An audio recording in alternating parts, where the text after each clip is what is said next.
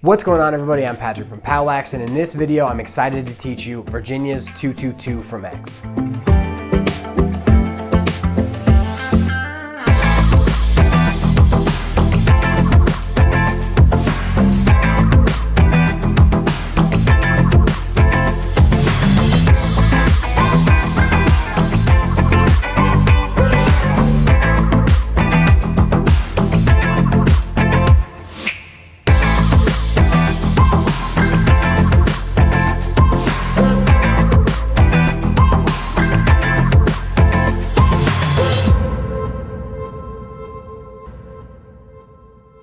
Virginia used their 222 from X extensively in their 2019 national championship run. They used this play to beat Maryland in overtime in the quarterfinals, to tie and to win the game in overtime versus Duke in the semifinals, and they used this to score 5 goals out of their 13 against Yale in the national championship. The keys that allowed Virginia's 222 from X to be so deadly are the following 3 things. First, it is bare bones simple. So simple, in fact, that many players can actually be put into multiple positions, because once you have the basic idea, you can serve in different spots just because it's so simple. So if a player is usually inside, sometimes if it suits a specific defense that they're seeing, they'll actually pull that player behind because he actually has the best matchup, and it's not very difficult because of how simple everything is.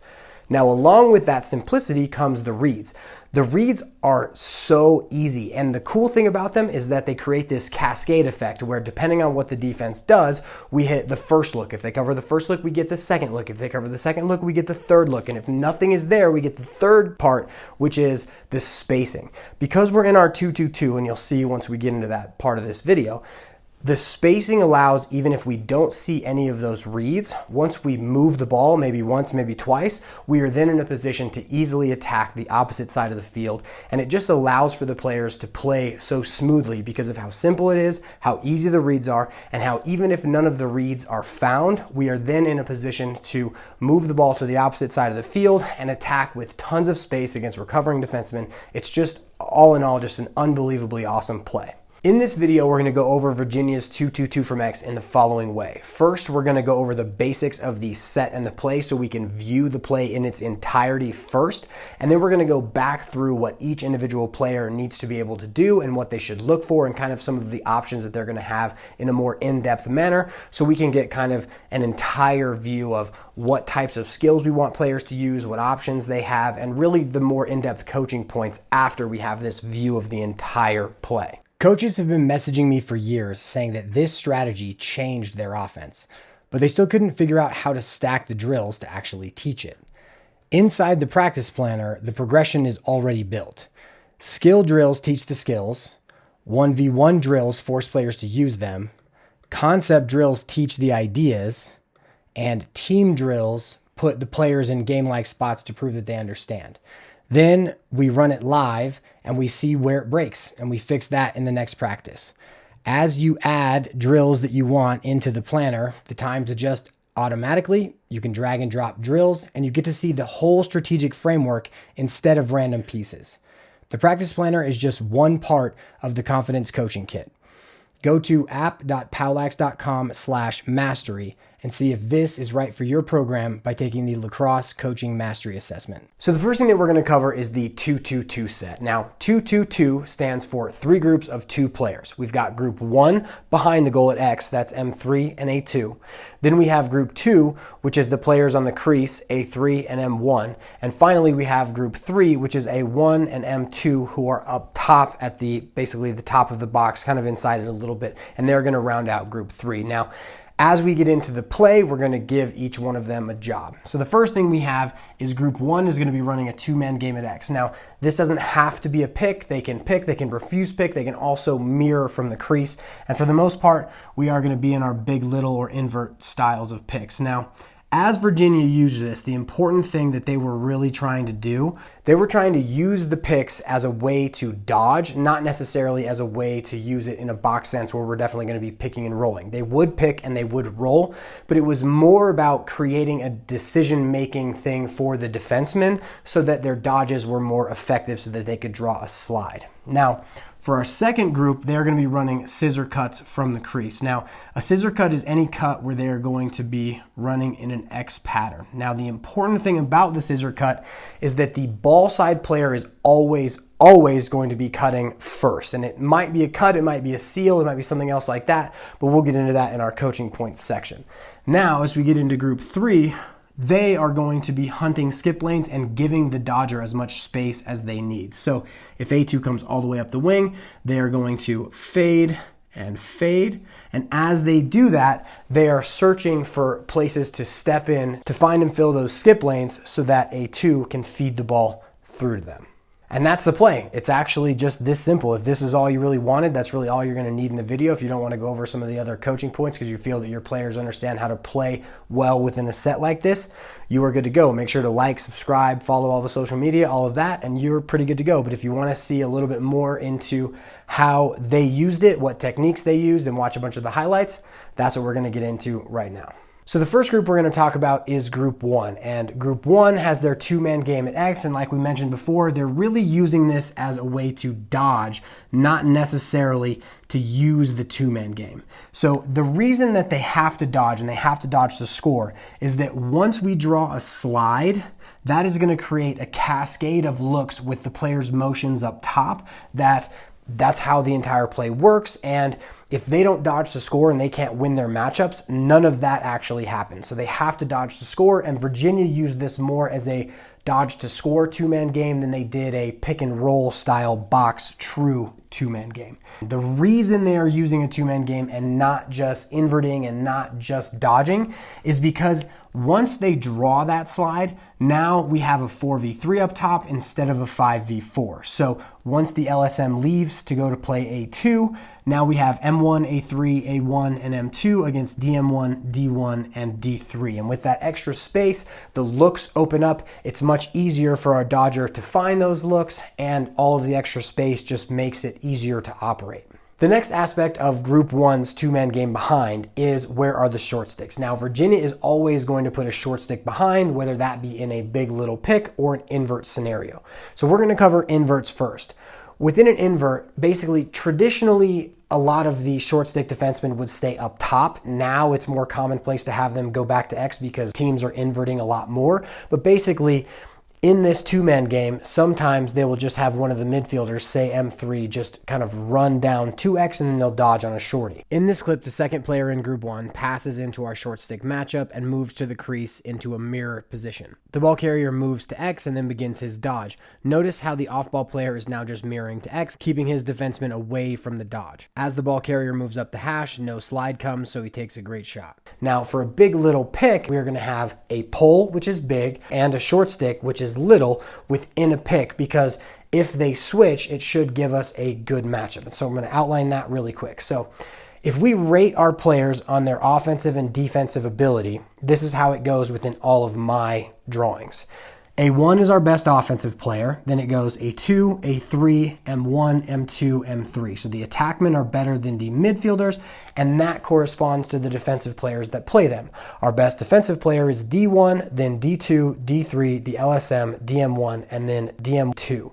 And so if M3 comes to pick for A2, and DM2 decides to switch to A2, that is going to give us a very good matchup to dodge against, because A2 is one of our best attackmen, and DM2 is the least good defensive player on the field for our opponent. Now, for the most part, this just creates more thinking on the defensive end. Do we want to switch? If we switch, are we going to be able to draw a slide easier? And so by using the big little picks, we are just able to exploit the dodge even further than we normally would be able to out of our 2-man game, and that will then draw our slide and our cascade of looks. In this clip, we're going to see a big little pick where the defense does switch, giving us a short stick matchup, allowing our ball carrier to score. As the dodger is moving towards X, looking like he is going to run to his left, the picker actually sets a swing pick where he will fake like he is going to set a pick on the right side of the defenseman and then flip his hips and set a pick on the left side of the defenseman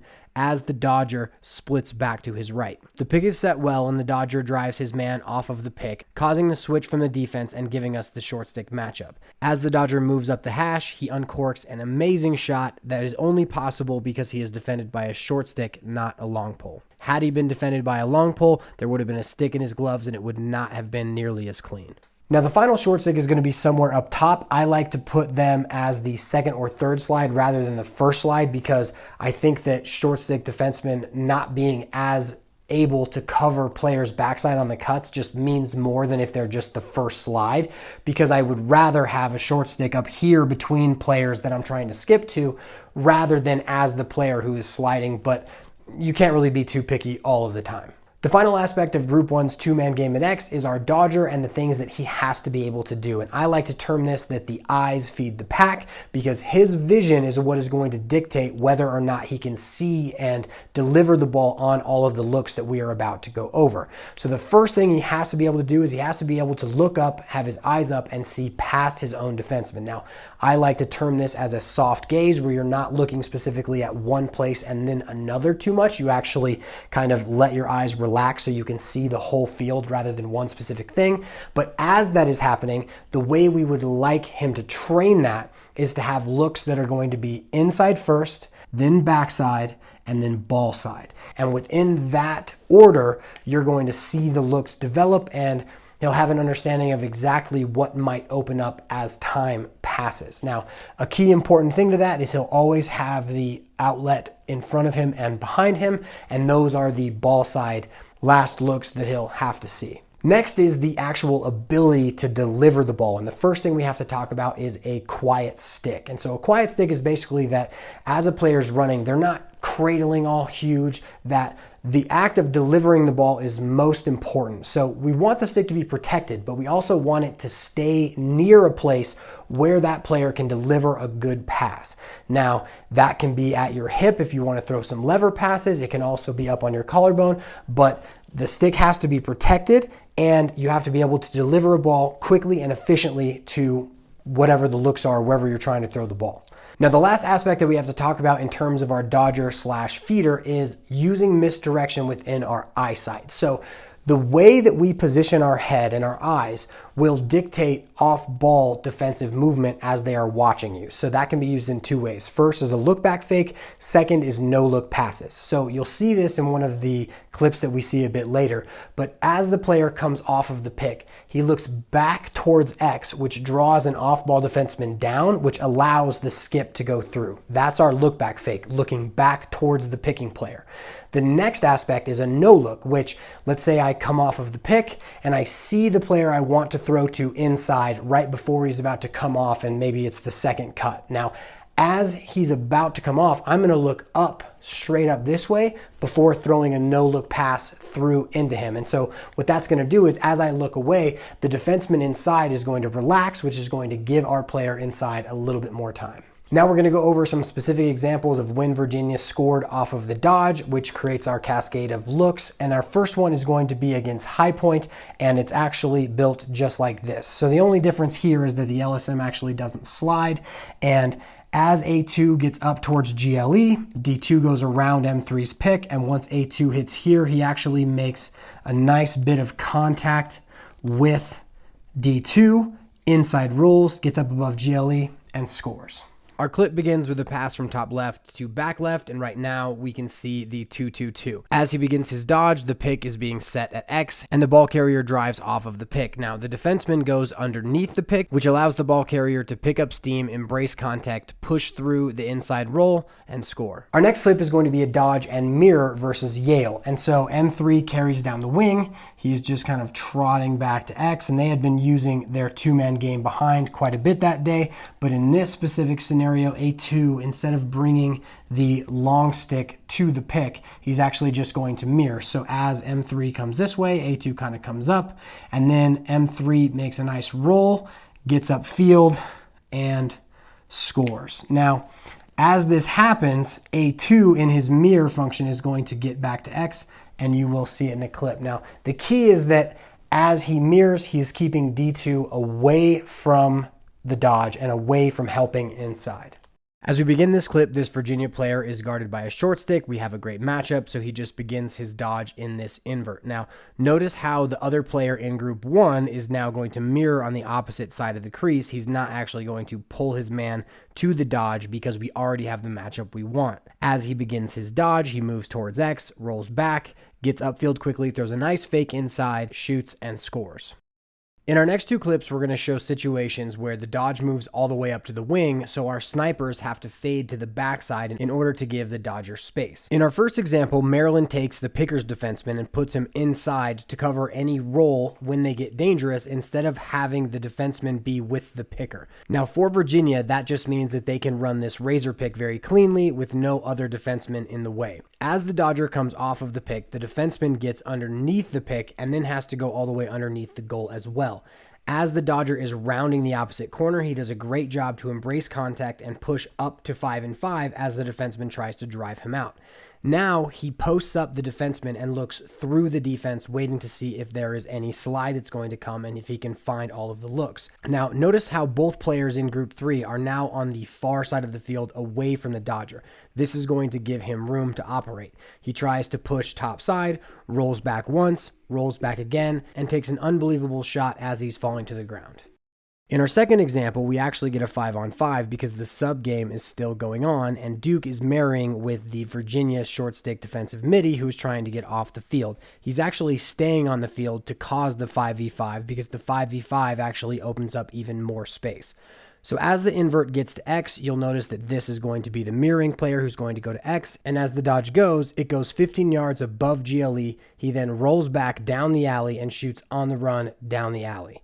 Now, there are two things that I want to make note of as we watch this highlight again. First, I think that the ball side sniper should have faded a bit earlier and tried to get behind their own defenseman as the defenseman shows. Second, I think more dodges from X should go high up the wing like this one, maybe not quite to 15 yards above GLE, but I think that the idea of a 5-and-5 island limits a lot of players because they only end up getting to 3-4 yards above GLE instead of maybe setting the base at 7-8 yards and then allowing them to trickle back to 5 and 6. Now we're going to go over the nuance of group 2 and their scissor cut. And as we do that, my drawing is going to stay the same. It's going to be the same dodge each time, and we're going to go over each look, and then we're going to watch a highlight that has that look. So even though my drawing's not going to change, you'll see how each element is built within the live play and the highlights. And so the first thing we have is to divide up group 2 into the first cut and the second cut. And we're going to isolate the first cut first because obviously it's the first cut, and the second cut kind of depends on what happens within the first cut. So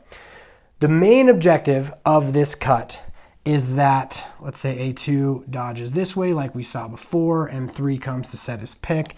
Doesn't really matter what happens with the defense here, but as that happens, the LSM is going to slide off of M1, who is near side, and as that happens, he is going to come across the goal. Now, as this happens, this is going to create a nice easy lane where the sliding player will not be in between the feeder and the player who is going to be catching the ball. Now, our first look is going to be the usual cross crease cut right here, passed across, and then a nice little goal. Our player for Virginia carries to X against the short stick matchup, and we get our pick coming from the right side of the field. Now, as the pick is coming, the dodger refuses the pick, gets upfield, and throws a nice cross crease feed to the first cut. Now, there are a couple of things I want you to notice here. First, Syracuse was trying to slide from the picking defenseman, and the first cut's defenseman actually just showed towards the ball because the refuse didn't allow for the picker's defenseman to actually be the first slide. Therefore, he had to at least show towards the ball carrier, which allowed for our first cut to be wide open on the back pipe. Now for our second clip against High Point, what High Point was actually doing was they were trying to double the ball carrier, and then as M3 slipped to the goal, they were going to actually pull the goalie out to cover the rolling player so that then they could match up top and basically lock off. But so as that happened, the LSM actually ends up kind of inside of M1, and M1 is going to seal the LSM off to the middle, and as the LSM kind of feels the seal, he kind of tries to get out around it, and at that point M1 is going to slip to the goal. The ball once again will be fed inside, and he's got a really easy goal because the goalie came out around the cage to try to pick up M3 and doesn't quite get back. But so this is called a seal and slip. As the two-man game starts, notice how the first cut hops to the side of his defenseman and actively pushes him towards the middle of the field.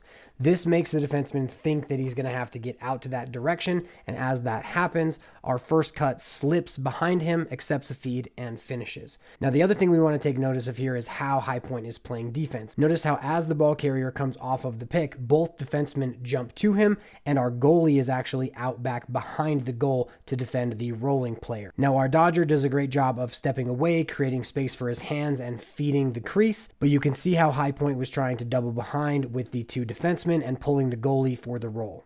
Now, the final option that M1's going to have as he moves across the face of goal is actually just to seal off the second cut's slide. So in this example, he is going to come to seal off D3. As he does that, the LSM is going to slide, and that is going to leave a wide open lane for A3 to cut back towards the ball, receive an easy pass, and score. In this clip, our main focus is going to be how the first cut sets a seal for the second cut that ends up with a wide open look that is saved, and how Virginia likes to play it out in this set because there is so much room, and we get this cut from Conrad down to the goal, it's fed and scored. Another thing that we can take note of is how this is actually Virginia playing in early offense when they are still subbing. Notice as we begin the clip how this player for Syracuse is matched up with this player for Virginia who are subbing. This is going to take the picker or mirror player out of our original dodge, which may have given them more space, but overall this seal leaves the second cut wide open. Now we're going to dive into the nuance of the second cut, and the most important aspect of the second cut is that they are cutting back towards the ball. Now in most of these examples, the defense is going to play sides, which is basically that the LSM and D3 are going to zone up each side of the crease, and it's really not going to help them very much. But for the majority of the second cut finishes, you're actually not going to see the first slide go. They're actually just kind of going to show into space, which is still going to open up enough space for us, which kind of goes to show that this offense works really well. So as A2 dodges up the wing, M1 is going to cut across the face of goal, and as he cuts across the face of goal, D3 is going to have to pick him up because the LSM kind of shows into space here. Now as this happens with D3 taking M1, that is going to leave a clear lane down the middle of the field for A3 to cut, accept a feed, and score. This clip starts off an end line, and as our player comes off of the pick, we get a great brush of the on-ball defenseman, which frees up our Dodgers' hands, and he delivers a pinpoint feed inside that has a nice quick stick finish. Now, a couple things we want to make note of are, first, notice how the ball side defenseman just kind of sits into space here and isn't actually occupying or defending anyone. Also, because Duke is playing sides here, notice how the ball side sniper's defender spiders in to cover this second cut, but then is led back out because their player steps in ball side and is looking for his own step down. This is actually what frees up our second cut. We get that pinpoint feed and quick stick finish. The next little thing we have to discuss is what happens to that second cut if the Dodger doesn't throw to them right away. So let's say that A2 actually dodges all the way high up the wing here. If that happens, and M1 obviously cuts first, then A3 cuts, we don't want A3 coming back into the path of the Dodger because the Dodger may roll back and come back towards them. So instead of coming all the way back through the dodge, they are not going to do this, and they're going to sit in space here. And so what you'll see is as the dodge comes up the wing, his defenseman stays with him once he gets back up here and they come back down. Now the LSM is going to show a little further into space and you have this nice little pass inside. And I believe that this is the play that Virginia beat Duke in overtime with to go to the national championship. In this clip, our ball carrier is very patient as he drifts towards the left side of the field, setting up the razor pick. Once the pick starts coming to him, he dodges back towards X before refusing the pick and getting up to about 10 on 10 on the left side, rolling back, finally drawing the ball side defender and hitting our second cut inside, who uses a quick stick finish to send Virginia to the national championship. Our final example is going to show what can happen if our players get basically to the low crease instead of the high crease. So if we are low like this, which you're going to see against Yale, basically what's going to happen is we're going to get the same first cut that we did with M1, and now instead of coming back towards the ball, A3 is actually just going to show up into space here. The ball is going to be delivered inside and once again, he is going to score. Now, the key to this is actually our players who are finding skips up top. If these defensemen don't respect our shooters up top, they're not going to be out towards these players. They're going to be able to spider in to cover up this float. But the cool aspect of this is that this shows that for the two players inside, it does matter how they cut and when they cut, but it's more important about being able to find space and little holes within the slide package, but it doesn't always have to go first cut, second cut. It can go first cut, seal, and then find some space up above them, or basically whatever those two have to do in order to get open. As we begin this clip, notice how low the players on the crease are. Yale here is playing sides, which means that this player is going to have to defend what will become the ball side, and this player will have to defend what will become the backside. Now, as our picker moves out to set the pick, he sets it relatively well, but the on-ball defenseman gets over it pretty easily, so no slide is necessarily needed. But as we focus on the movement inside, our first cut, the ball side cut, has to be respected until he enters the backside zone. So the first cut actually draws the ball side defenseman down a little bit, which allows our backside float up into the gap to have enough space to accept a feed across his body, load, and fire. Now we're going to go into the nuance of group 3, which is A1 and M2, as they are going to be hunting for skips. Now, as they're hunting for skips, they're going to have to do the following 3 things. The first thing they're going to have to do is they're going to have to give the dodger space to operate. Now, this is important because we want to make sure that we are spreading the field so that one player can't cover 2, and we don't want to have either of these players get in each other's way or in the dodger's way. So as the dodge goes, M2 is going to fade to top center. A1 is kind of going to fade back towards this left wing. And as this happens, it's actually going to really open up the skip lanes by just moving. Now, the second thing that they're going to have to be able to do is read their defensemen and the slide packages. So let's say that the LSM slides, M1 takes his first cut, D3 takes M1, D1 takes A3 on his second cut through the middle. Now, A1 has to read that D1 has helped in the slide package, and now he is wide open. Now, as the ball is passed through to A1, whether it's A1 or to M2, once they catch the ball, they have to be wound up, ready to take a step down or ready to dodge a recovering defenseman that is coming back at them. Now, we're going to go through all 4 highlights at the same, like 1, 2, 3, 4, and what we're going to show is what happens when a ball is fed through to the near side to a step down, through to the backside for a step down.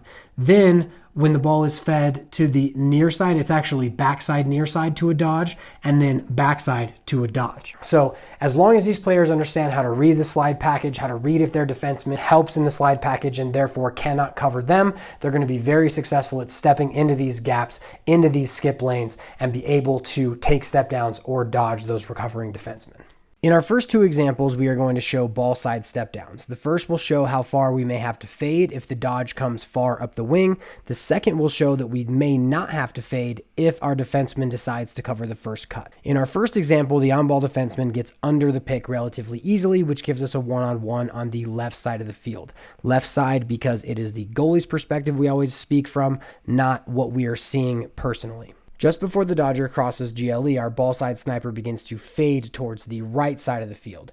As the dodge gets higher and higher, he begins to turn the corner towards the middle of the field, and this makes our ball side sniper's defender show towards the ball. As he shows, the dodger delivers the ball to our ball side sniper, who catches, fires, and scores. Before we move on to the next clip, I want to focus in on some of the techniques of fading, because I feel it will be important to allowing our players who are hunting skips to fade correctly and be more efficient with their movement. The first thing I want to focus in on is where he is fading. He is fading right on the edge of dangerous space, where if his defenseman does slide, he will easily be able to accept the feed and shoot, or accept the feed and dodge. The one thing that we don't want to happen is having them fade too far out where their defenseman can play the ball and them. Second, because this player is right-handed and he is fading to the right side of the field, his stick is up, ready to accept a feed as he is backpedaling. Now, If he was left-handed, I don't mind if a player stays left-handed, moves forward, and accepts the ball across their body in a lead me type of way.